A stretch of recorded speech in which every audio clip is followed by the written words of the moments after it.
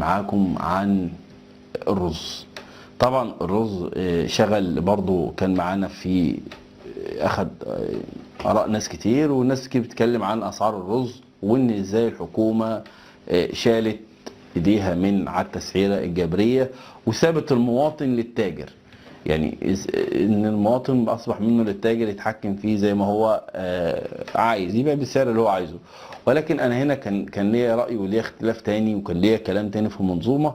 لان هنا يا جماعه المواطن او الفلاح لما قامت الحكومه بالسيطره على الاسعار، اصبح ان الرز اللي عنده رز بيعاينه مخبيه، ارتفع سعر الرز. مين اللي هيبيع الرز ب 18 جنيه؟ كل اللي عنده رز بقى مخبيه. فطبعا لما اعلنت الحكومه عن الاسعار وسعر التسعيره الجبريه، انا كان من رايي ان كان القرار كويس وكويس جدا كمان، لان الرز هيبقى فيه كثافه، هيبقى فيه رز. اي نعم هيبقى سعره مرتفع شويه، بس هيبقى فيه رز، هتبتدي تلاقي السعر ينزل.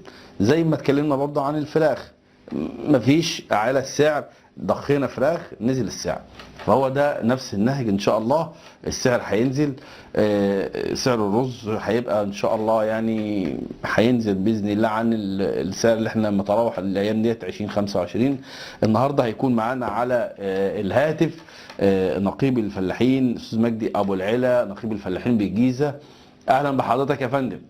اهلا وسهلا محمد بيه. ازيك يا فندم؟ ازي حضرتك؟ ازي صحة حضرتك، وكل عام وحضرتك طيب والشعب المصري كله طيب. وحضرتك طيب وبخير.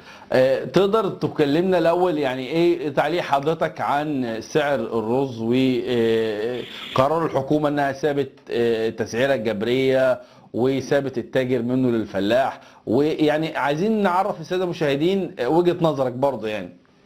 لا هو حضرتك يعني احنا في البدايه كنا بنصدر سنتين.